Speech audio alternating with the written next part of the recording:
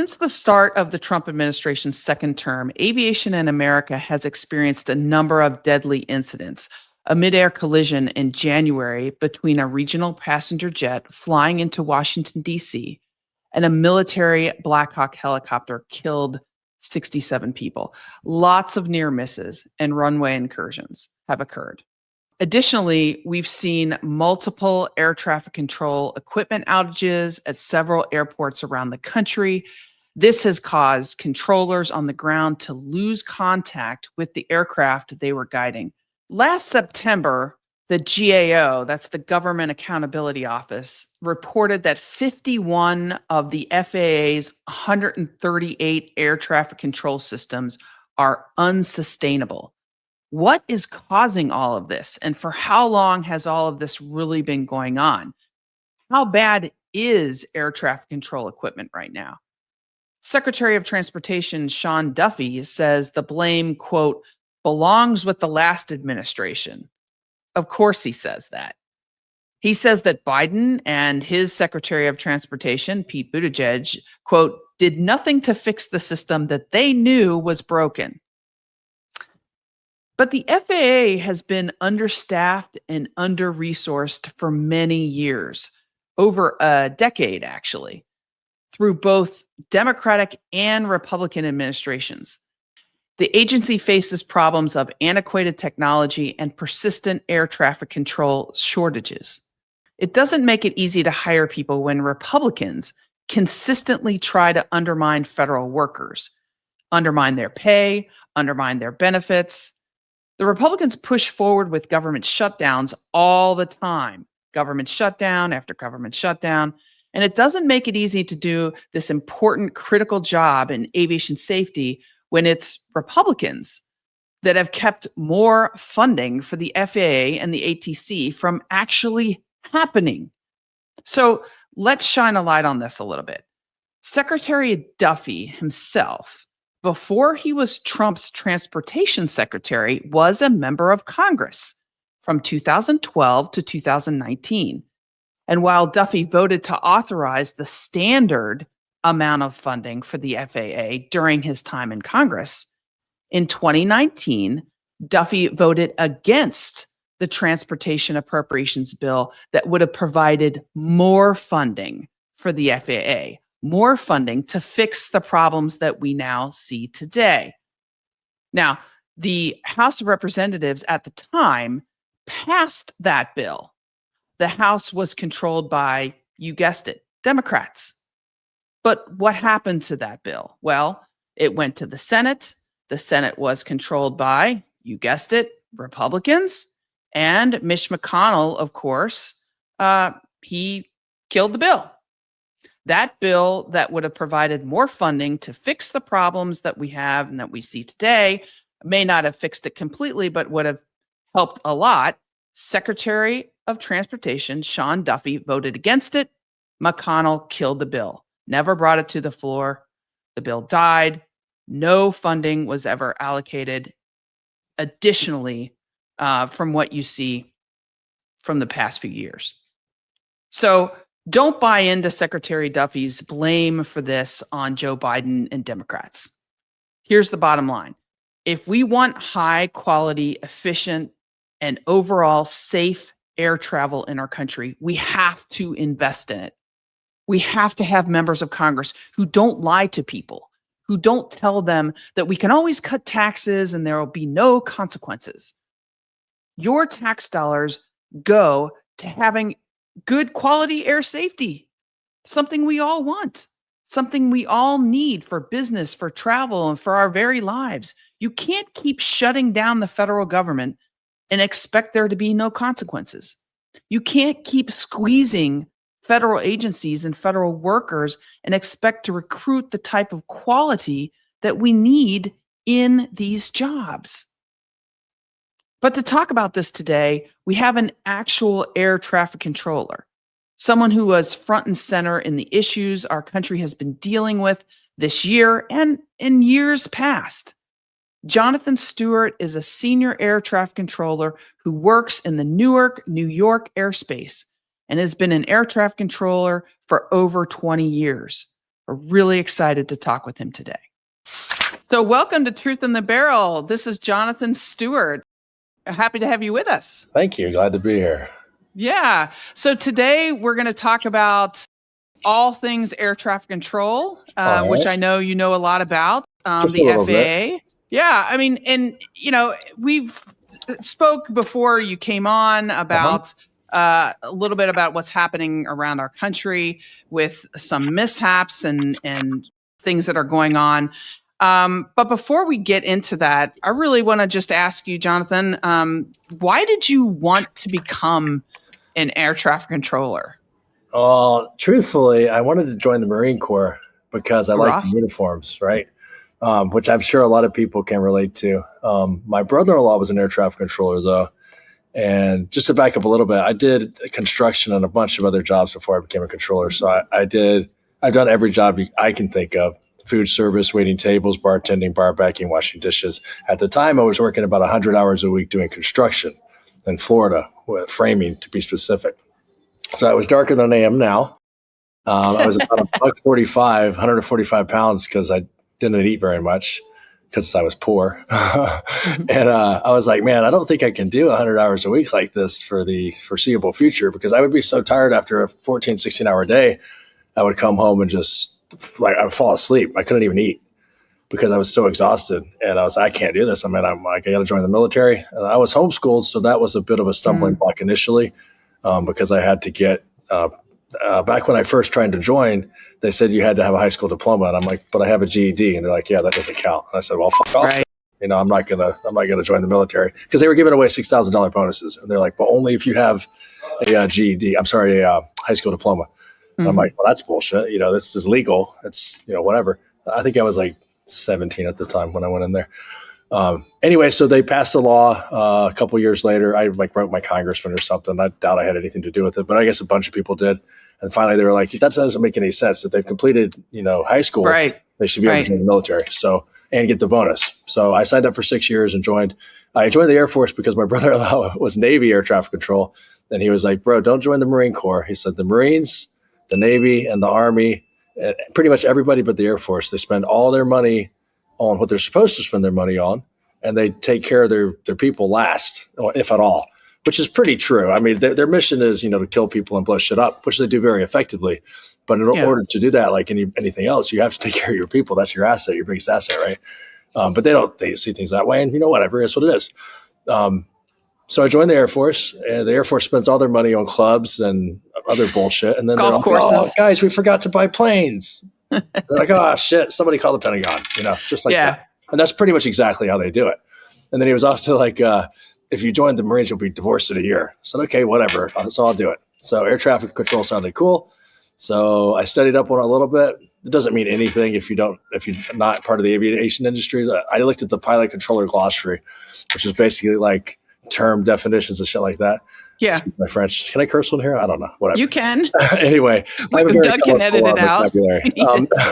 My mother's always telling me, she said, you have such a good vocabulary. Why do you say fuck all the time? I'm like, I don't fucking know. And that's what it is. But anyway, so all that said to say, so I went through MEPS. I actually scored like 97 out of 100. And I was supposed to go into linguistics. So I took a test for that, which was really weird. And I did all of that shit before they said, oh, by the way, you're not going to get the bonus. And then I just left MEPS. And they're like, you can't do that. I said, watch me. I'm leaving. I didn't sign anything. So then when I finally went back again, I went to the Air Force recruiter and said, hey, I want to be an air traffic controller. And they're like, well, we can't guarantee anything. I said, well, the Marines can, and the Navy can, and the Coast Guard can, and pretty much everybody but you can. So I'll just go to them. They're next door. And they're like, oh, wait. Maybe we can't. Called my brother-in-law a year after I was in. I was like, hey, by the way, I'm divorced. Thanks for the advice. Air Force proud, or Chair Force, as the other guys call it. Yeah. But yeah, air traffic control it's so much fun, man. And honestly, like, I think a lot of people, and I've said this on a couple of different shows or networks, I guess, but if you're a gamer or wait tables or bartend or like chess or multitask, then this job is for you, because you don't need any education. Like, you don't even need a high school diploma, I don't think. Like, they will train you out the gate. The FAA is hiring right now. And before we go any further, this is all my opinion. It just happens to be true. The FAA does not endorse it. I don't know what they endorse. They have their own PR department that is doing something, I'm sure. A lot of air traffic controllers come from the military. So, Yeah. I mean, I was a Marine. I was a Marine fighter Oh, pilot. I didn't know that. Yeah. So I flew out of Miramar. Thank you. I flew out of Miramar in California. Oh, that's awesome. I flew F-18s. Oh my God, that is amazing. During this conversation, we'll have some sea stories back and forth because I have some overseas air traffic control. I do too. I'd love to share with you. I've been to about 13 different facilities in my 25-year career. It's funny that you mentioned being a pilot. So when I got out, because I had to get out when I got out because the FAA had a hiring age of 31. So if I had re-enlisted, I would have been over that age. Yeah. I mean, granted, they changed the hiring age to 36 now because you have to retire at 56. So 20 years of service at 56. So you can be 36 years old up to and including 36 years old now and still get hired as a controller, which is pretty goddamn good considering that's, 18 years after your 18th birthday, you could still start a new career. Right. And everybody gives me shit for saying how much we make. It's public knowledge, guys. Like, I don't understand. Like, these controllers watch half an interview and say, "You said we make $500,000 a year," and I'm like, first of all, that number was never mentioned. Second of all, Andrew Tangle was the one that mentioned it on the first interview for the Wall Street Journal. And thirdly, or C, if you can't count, it's all over the freaking public knowledge, man. Anybody can find it out if they want. But what you do is so important. And it takes a lot of training, many years, right? Like the amount of information that you have to memorize is as thick as a phone book. It's ridiculous. It is absolutely insane. I used to, when I was at Vance Air Force Base, which was my first real base, I would fall asleep listening to frequencies at night. This was back when we had tape recorders, right? So there were, I can't remember exactly, but there was something like 120 different numbers that you had to know. Yeah. Because you're a pilot, so you had Victor, uniform, and channelization for every frequency. And there's no method to the madness. There's no... You just have to memorize it. Yeah, so the way I memorized it was numerically from highest to lowest. Because I have a bit of a photographic memory, and so much as if I write it down and look at it, I can remember it. Based on... But only if I write it with a pen. So it's basically like I can see the picture in my head, and that's how I'm able to recall information. Well, being an air traffic controller, I always tell people, as a pilot, we were so thankful for good air traffic controllers that knew what they were doing, because it's like a team. We're trying to keep each other safe, and we rely on the controllers. That was what made me so angry, and I'm still angry. And every time I talk about it, it just makes me angrier because safety is supposed to be paramount. All right. And that we take a lot of pride in our job and keeping it safe. All of us from the level 4 or 5, whatever it is. I don't remember because it doesn't matter to me that much, all the way to a level 12. Every single layer of controller from your tiny ass facilities to your Newark, which is just a shit show from hell. All of those guys do their best every day. Obviously there's exceptions to the rule, but generally speaking, we're type A personalities. We want to do the best we can every single day. With what we have available. And obviously your human factors come into play here, same as with a pilot.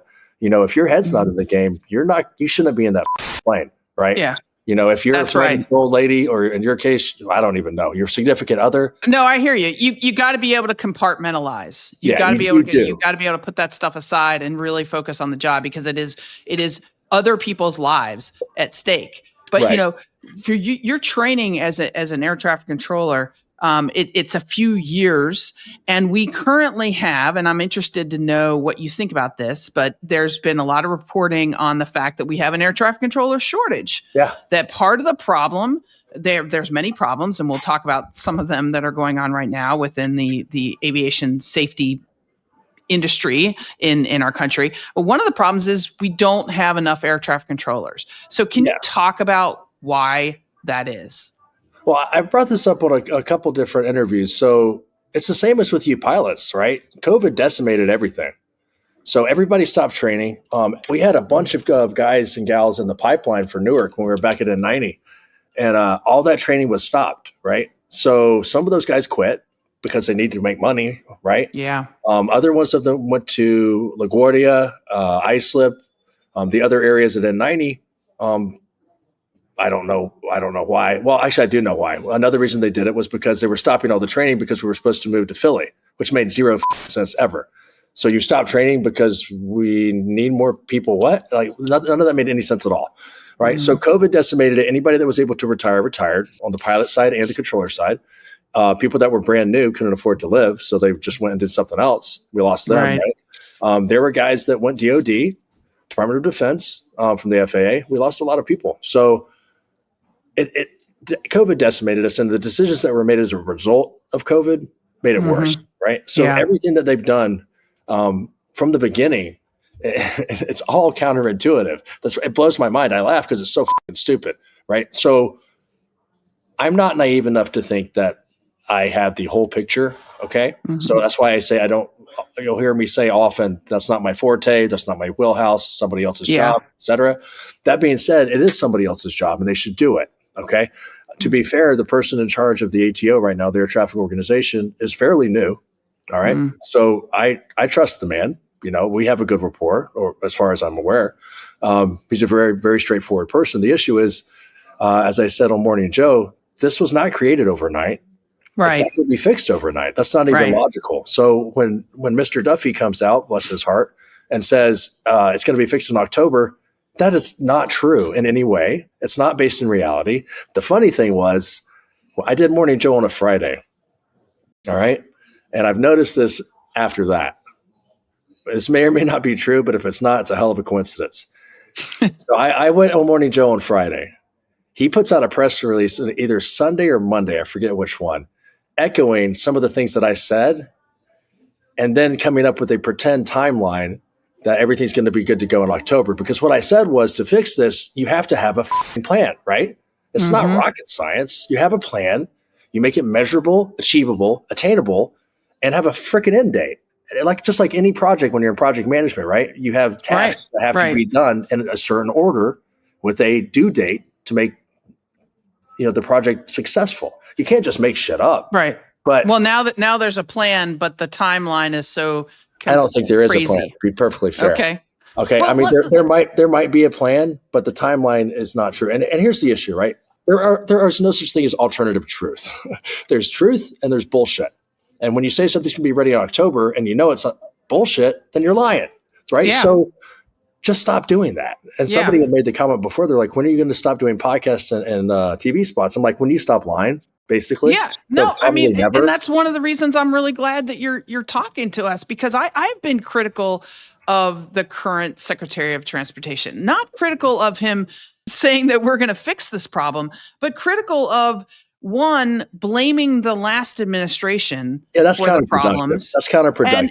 And when he was the congressman, he was a congressman for many years, and he actually voted against one of the bills that would beef up some of the funding and resources to the FAA. What you said, though, is really important, is that this is long term. It's been going on for a while. It doesn't just it's not just the air traffic control shortage, right? But it's also, Jonathan, the equipment. The biggest issue, they have to fix the equipment, which means when they sent the radar from N90 to Philly, they fucked it up. There's no other way to put it. It's all fucked up. That whole line needs to be severed and just called a loss, right? Sending it back to New York does nothing, because when they made that switch over, anytime there's an incident at Newark, there's a similar incident in New York because of that lag. It's a data lag. They're sending data from New York to Philly. And when that becomes too much data, it overloads the system. There's a single point of failure on both ends, which, again, single point of failure in aviation don't make any sense, but whatever. Single point of failure, a modem on both ends. When that data becomes too much, it resets the system for 90 seconds. That's how it's designed. So you're sitting there not just wondering if you're going to have another outage, but knowing you will and wondering when. So, Jonathan, so what you're seeing for everybody that's listening or watching, so what you're seeing as an air traffic controller is a screen or several screens, right? And the data that's coming in there, that's what you're talking about. And when the system gets overloaded, it just sort of shuts down, and you're like blind. Yeah, it reboots, basically, right? So that data line for radar, I'm not sure what's going on with the telco switch and all that shit with the audio, your comms. But you lose eyes, right? Yeah. And it's okay to lose eyes if you have comms. You can go non-radar. There are procedures for that. Unfortunately, they don't teach them anymore. because the shit's not supposed to happen. Yeah. It's happening. Okay. So the only workaround to not fixing the equipment right now or in the interim until it is fixed is to run a non-radar operation. So the .65, which is the Air Traffic Control Bible, I haven't read it in about 25 years, but it's still pretty much the same. We had to memorize it in the Air Force, more or less. Mm-hmm. But there's a passage in there, the Bible, a passage in there that says you should use or can use or shall. It doesn't say shall. It says you can use non-radar procedures in lieu of radar procedures if an operational advantage exists. Now, if I know my equipment is fucked, then I would think that would be an operational advantage. Would you not agree? Right. So the only way to work under these conditions safely is to work a hybrid radar and non-radar thing, right? You could still see these guys, so you can cut a couple of corners, right? But you utilize non-radar separation procedures and you write down call signs and instructions that you give them, which is what I was doing at the time of my incident, right? And that way, when you lose radar, because you are going to, as long as you have comms, you're good. Because you can find out where everybody is, because all it is report. You don't. But are air traffic controllers trained that way? Are they ready for that? They would have to be trained. Yeah. So but it's not difficult. It's something that I'm sure the FAA and NACA would make it as difficult as possible because they like to collaborate, right? Mm-hmm. So let's get a team of people together for like 9 months to talk about something that we could discuss over an email. Anyway, that's neither here nor there. The point is, it can be taught in a day. And a single day. It's not rocket science. It's time and it's math, right? So it seems like you need to do that, and we need to fix the equipment. Correct. But I'm saying right now, this is why it's going to take a while, right? Okay, correct. Well, but here's the thing, right? If you can't fix the equipment, which you can't, they could hire a contractor or get the military, one of the two, to run this like a combat operation, shut that stupid shit down at Philly, and set up a mobile radar anywhere. If it were me, I would set it up in the middle of Newark Airport, right in the infield, right? I mean, it doesn't. The cat's out of the bag at this point. But if you wanted to make it not such a big deal, you could do it under cover of night and have a contractor do it. If you don't give a shit, send the fucking military in. Put out a bid. Say, this is what we need done. We need it done right now. So you've been doing this job for over 20 years. Right. Okay. So a long time. Has there ever been a time where you have seen serious safety issues like this? No way. Like this. So we are really at the sort of climax of like what you've seen as a controller.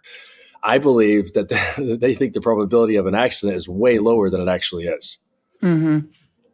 The only alternative is not a good one. Yeah.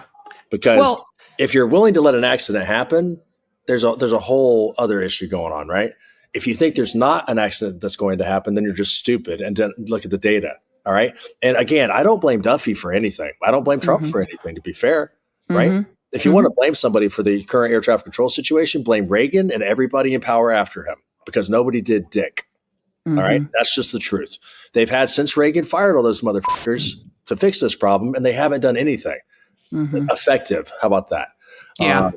My issue with the collaboration thing is the FAA and NACA get together and come up with these plans that don't make any sense and don't work. So they try to attract controllers, okay, but you don't hire the right people. You hire people that are not able to do it. And that's where in 90 or New York TRACON got the reputation of washing people out or firing people. Because if you send me people that can't do it, they're not going to make it. Yeah. Right? So you have to hire people that have a chance. And to his credit, the current ATO, I guess, what is he, the COO? He took Tim Errol's position. Anyway, he is hiring people from 10s, 11s, and 12s. So it's the top three, levels of air traffic control to do the job, and they're doing it better. They're able to get checked out easier, right? Right. And able to do that, you have to incentivize people, and people don't want to work 60 hours a week to make. It's a hard job. It's not just that you cannot leave work at work. You take it home. I'm about to get my third divorce. Is it third? I can't remember. I lose track. Whatever. The point is, all of your relationships suffer. Right? Yeah. Girlfriends, wives, boyfriends, husbands. But the point is, all of it suffers, and they suffer as much or more than we do, because we have to deal with this massive amount of stress. Then we come home, and when I come home after a rough day, I either want to punch a wall if I had a really bad day, or just sit in the corner and stare at a wall for about 15 minutes and not talk to anybody. I'm sure you've had similar situations when you flew. If you had a really rough sortie. You know, you just Oh don't want to yeah, talk to anybody, right? And it's very hard. And I mean, I had my fighter pilot days were before I was married for the right, most part, and right, before I had children. right. I think it would be very difficult to do the type of high speed Oh performance yeah, flying, yeah, dangerous yeah. stuff, and deal with. I mean, I only had was a dog at the time, and that was great, you You know, can and put them that in the back provided seat. me just a little bit of stress, but not enough. I was able to focus on the job like 100%. But I look back at ATC. We had problems with ATC and air traffic controllers back when I flew, which was over Did you 10 fly years carrier ago. mostly, or I did. I qualified on carriers, but I flew mostly the right? 2-seat version, the F-18 Delta, which was land based during our combat Where did missions. you flew out of Miramar, right? I flew that. I was based out of Miramar, but I did training, everywhere from Texas. I did my carrier quals off the Right. coast of Florida. I was stationed at Virginia Beach for a while, so kind of Yeah. all over the place. So Um, Navy air traffic controllers and Marine air traffic controllers, they do things differently. They have the .65, but they also have their own regs. And it has been my experience, and this is not across the board by any stretch of the imagination, but the Army, the Navy, and the Marine Corps, with very few exceptions, work lower level traffic like helicopters and carriers and shit like that. mhm. Doesn't really translate very well into the civilian world. Yeah. You have Camp Pendleton, which Yep. does some good stuff. You have Marine Corps Base Yuma. Yep. I was at MCAS 29 Palms. Okay. So I did range control out there and actually liaised. Is that the right word? Yeah. With the Well, when FAA. did you do range control at 29 Palms? What years? 2000 and hold on. So So, because 2000. I did a lot of what we call CAXs. Yeah, I CAXs know are what they are. Yeah. combined air Yeah. Yeah. Yeah. exercises. I did a Yeah. lot of that Did up you do there. a lot So of you were CAS as well? probably. Close air support? Oh yeah. Yeah. All So right. So I was probably up, and you were doing controlling for me probably so during that so time. out they have air controllers out at Bear Mats, what they call it, the range control. Yeah. Right. Yeah. So they have controllers out there, air controllers is what they call them. And that's why I got sent out there actually, is because they're not certified air traffic controllers, which they don't need to be, right? But the Air Force would come in and they would do an IFR, they call it a composite flight plan. They would fly an IFR, they would cancel IFR, go into the range, right? Go So for those listening, IFR is instrument flight flying. rules. Sorry, Okay. yeah. Yeah. And so So they would you're use it, flying on fly in, instruments, and then you cancel that, and then you right, go and you fly based on your eyes and what you right. see. Correct. Yeah. Sorry about that. I forget sometimes. Yeah. But anyway, so what happened is a bomber came in and told the air controller, I'm ready to RTB, return to base. Mhm. And what he meant was, I want to pick up my IFR flight plan and fly back to wherever I came from. So the air controller, the Marine just said, Roger. And the pilot, the Air Force pilot said, okay, copy that. I guess I'm IFR.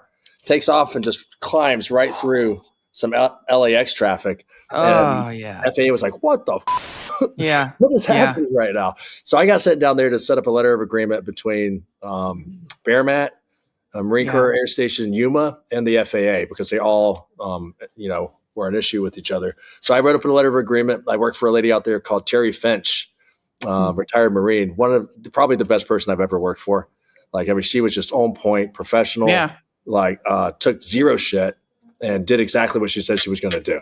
So, I mean, Sounds like a wish Marine I to could me. yeah, I mean, just 100%, just on point, man. Yeah. But, and she supported everything that I needed. And we were able to talk like you and I are talking, right? So there was no bullshit. There was no, because technically I was loaned out to her from the Navy. So I worked for Space and Naval Warfare Command, SPAWAR.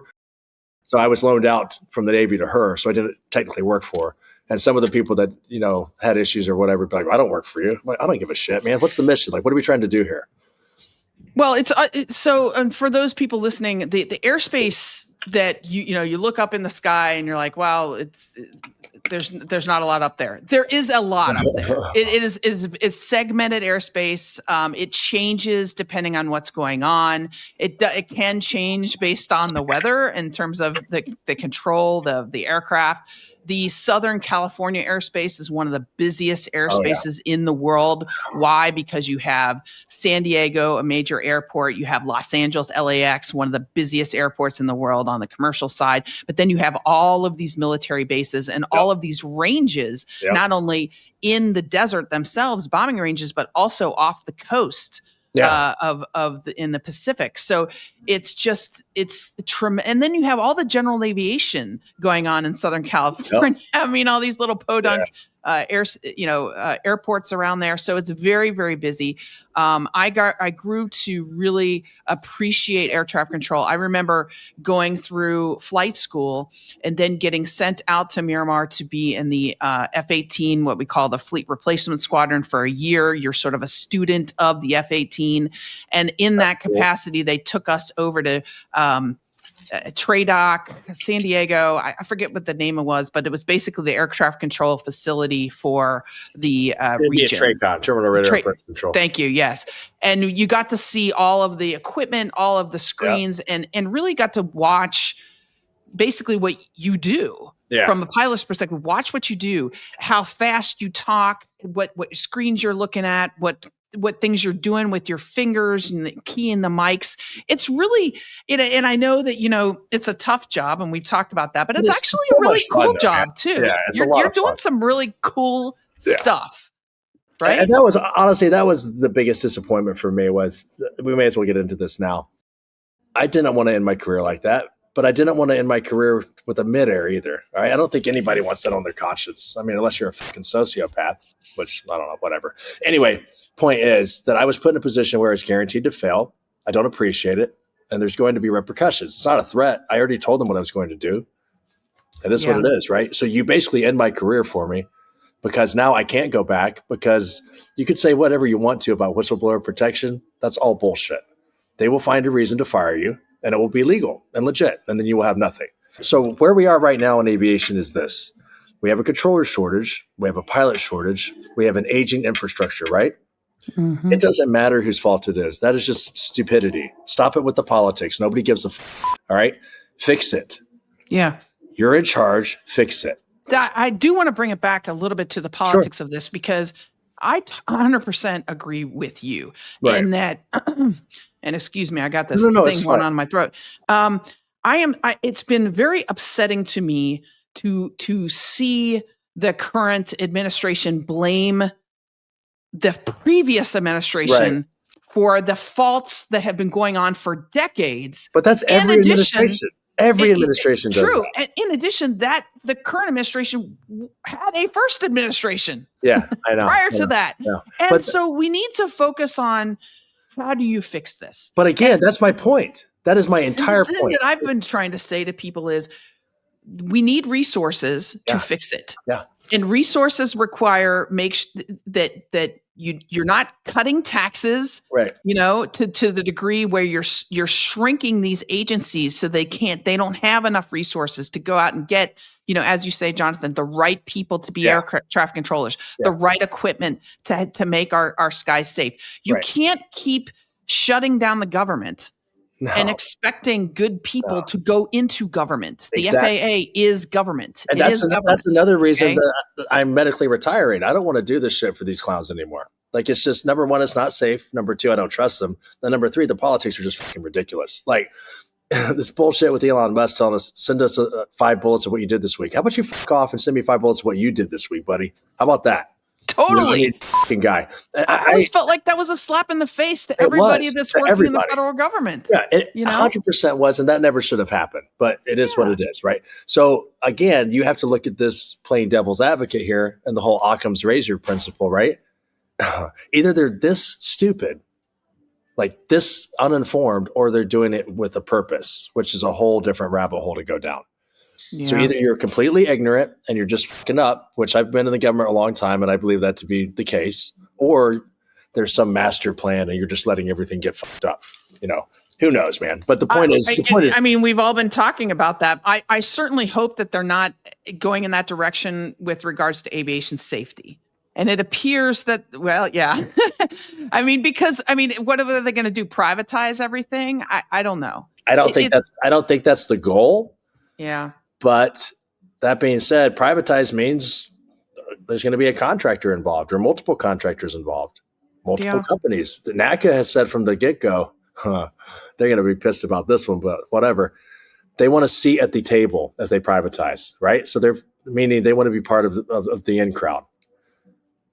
Okay. I feel like they've settled for a seat under the table.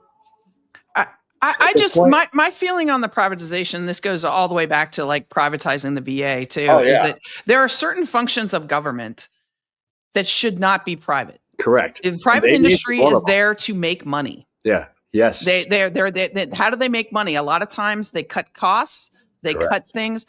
Aviation safety should not be something that we send off to the lowest bidder. I 100% agree. Okay? And even if it's the highest bidder, that's not even the point, right?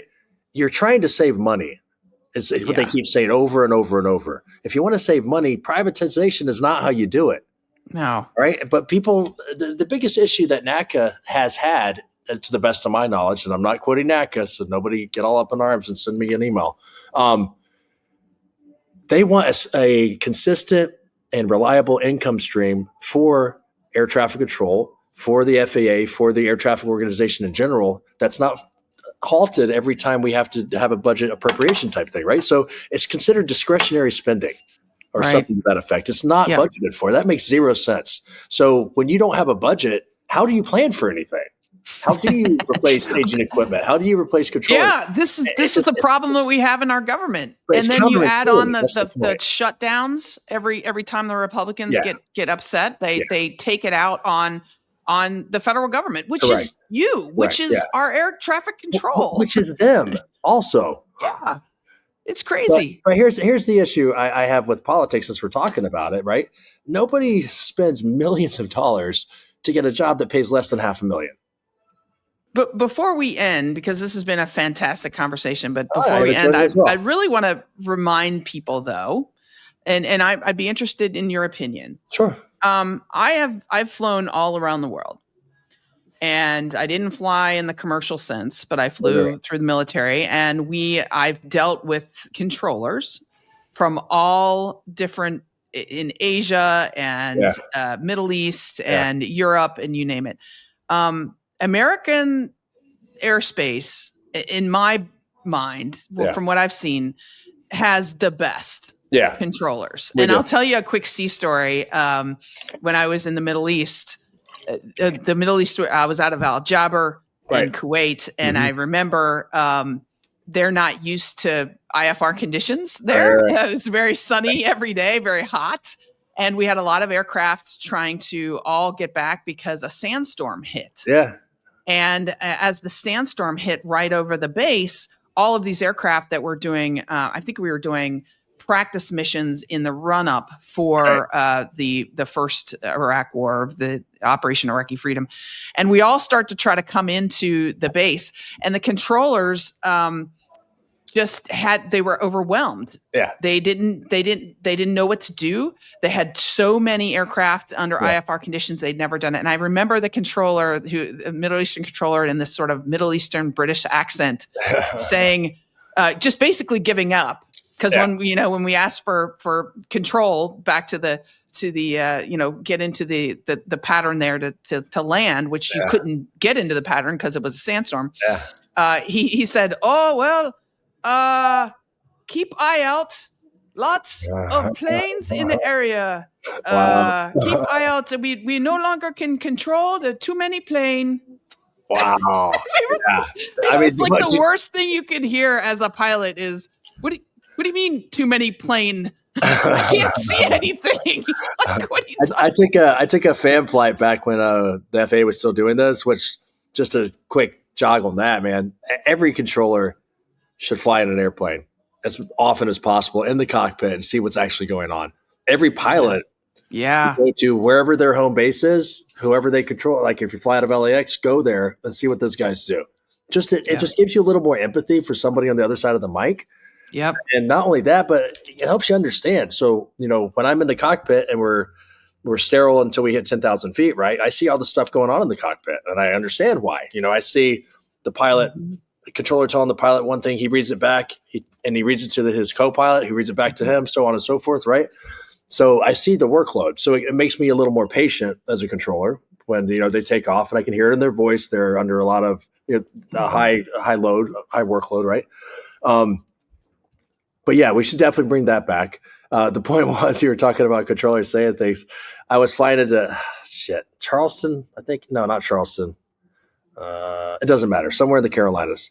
Mm-hmm. And the controller says something, and then the pilot responded to him. And there's like silence for a while, and then he comes back. He's like, "I'm sorry. What did you say? I wasn't paying attention." I'm like, "Oh my god, why would you say that to a pilot?" And the pilot was like, "Is this normal?" I'm like, "Nope, it's not normal." Yeah.